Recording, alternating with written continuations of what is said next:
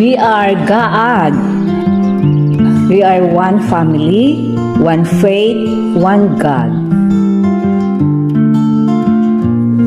Isang karangalan para sa akin at papuri sa Diyos na maglahad ng iilang tagpo at istorya ng ating angkan. Kung aking babalikan ang ating pinagmulan at ang mga kwentong bumubuo sa ating pagkakaisa bilang isang pamilya, ay hindi ko lubos na maidetalye lahat. Pero maikukwento ko ang mahahalagang tao at kasapi ng ating pamilya.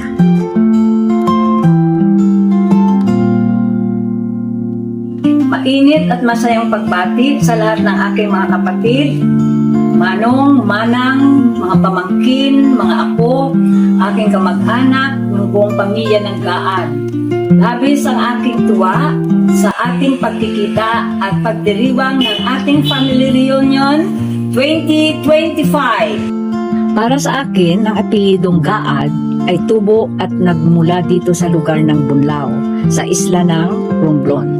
Ang ating pamilyang Gaad ay nagmula sa mag-asawang Ireneo Gaad at Irenea Guardian at nagbunga ng 8 anak.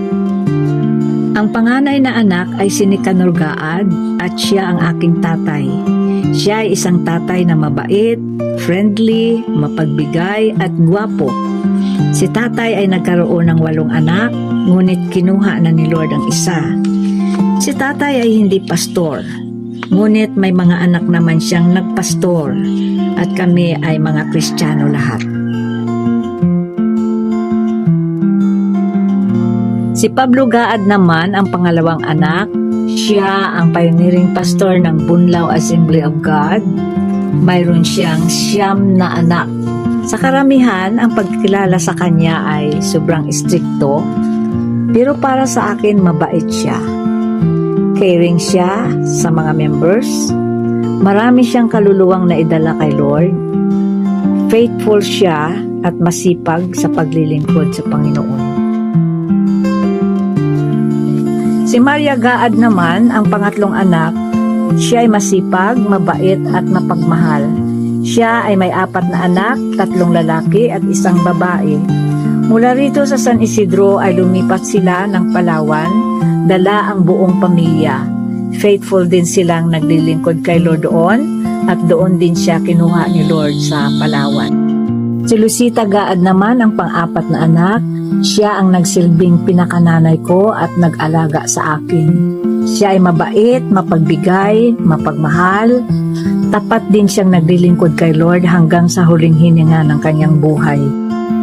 Ang ika-5 anak naman ay si Flaviana Gaad. Siya ay mabait, masipag, mahilig sa halaman, kaya minana ko rin. Siya ang nagsilbing pinakananay rin sa akin, sila ni Manang Lusing. Ang pang-6 na anak ay si Eleodoro Gaad. Siya ay may 2 anak, 1 lalaki, 1 babae. Siya ang original na naghatid ng Word of God sa pamilya ng Gaad. Siya ay church planter, di lang dito sa Romblon, kundi sa iba't ibang lugar. Isa din siya sa pinakamalapit sa puso ko kasi kasama ako sa ministry niya since 14 years old at hanggang sa mag-aral ako ng Bible School. Siya ay mabait, mapagbigay, faithful sa ministeryo. Ang pa-7 anak naman ay si Angeles Gaad. Siya ang pinakamagandang babae sa kanilang magkakapatid na babae. Siya ay may 7 anak, 4 na lalaki, 3 babae. Siya ay mabait, tahimik, mahinhin at masunurin. Tapat siya kay Lord at maging kanyang mga anak na nagpapagamit sa Panginoon. Ang pang-8 anak ay si Rogelio Gaad. Siya ang pinakagwapong anak sa lahat ng magkakapatid na lalaki. Siya ay biniyayaan ng 3 anak, 2 lalaki at 1 babae. Siya ay masipag na pastor, mapagmahal sa pamilya, maging sa mga membro. Mula Manila ay lumipat sila sa Oregon, USA at doon sila nagpatuloy ng ministry at naging fruitful ang kanilang ministry hanggang ngayon. Ang bunsong anak ay si Edito Gaad. Siya ay may 4 na anak na lalaki. Siya ang former pastor ng Bunlaw AG Church. Siya ay masipag, mabait, mapagbigay, na tatay sa pamilya at pastor. Kami ay close sa isa't isa dahil lumaki kaming parang magkapatid na lumaki sa isang bahay. Marami na siyang nadala na kaluluwa sa Panginoon at mga bunga sa ministry.